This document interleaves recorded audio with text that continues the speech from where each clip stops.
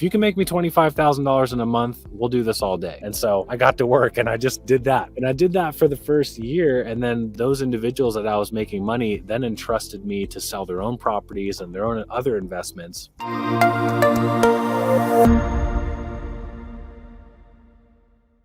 Let's talk real quick. You got your license in 2004, right? As far as real estate.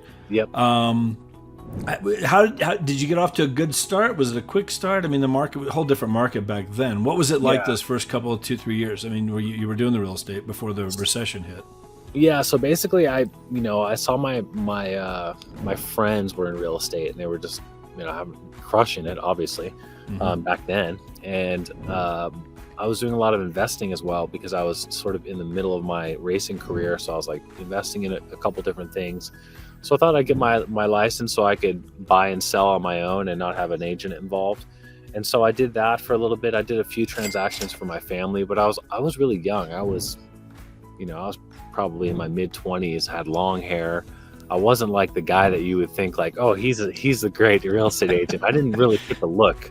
Okay. I was more like, young race car driver, with my fashion and stuff. So I did a couple transactions, but I didn't really take it too seriously. It was more something I could do in the off season and sort of while I was racing.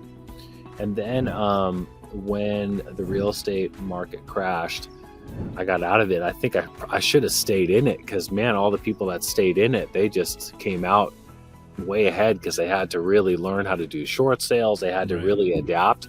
But I got out of it and I started doing more work with auto manufacturers on new car launches and that kind of stuff. So I was doing sort of, what ex-race car drivers would do. I remember I was doing like this 30-day launch for the Honda Pilot, and I was in if you've ever been to San Antonio, it's like they have the Alamo there.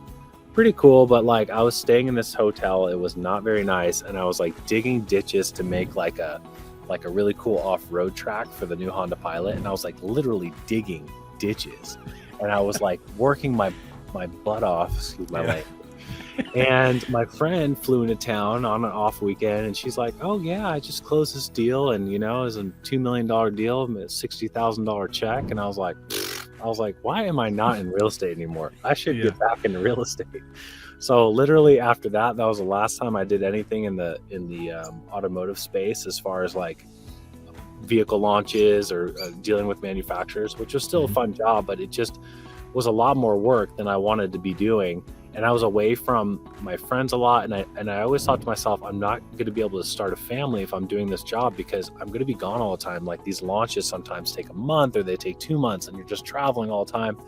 And this is not really what I want. So I got back to Arizona. This is 2015. And I struggled for the first 6 months. I mean, I ate top ramen. I was sort of out of funds. I didn't really expect it to be that hard at first. So I struggled really hard. And I tell this to my agents all the time. I'm like, you got to plan, and I'm going to put you on a couple deals just to get you going. But it's going to be hard. You got to find your niche. You got to find what separates you from the other 30,000 agents in the valley. You really have to kind of like understand how you're going to get your business.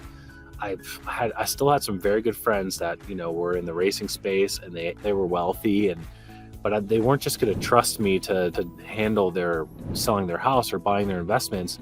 So I came up with a little bit of a wholesaling tactic that I don't use today just because there isn't really too much out there to wholesale just because the market's so crazy. But back in 2016, 2017, there was a lot of really good deals to be had.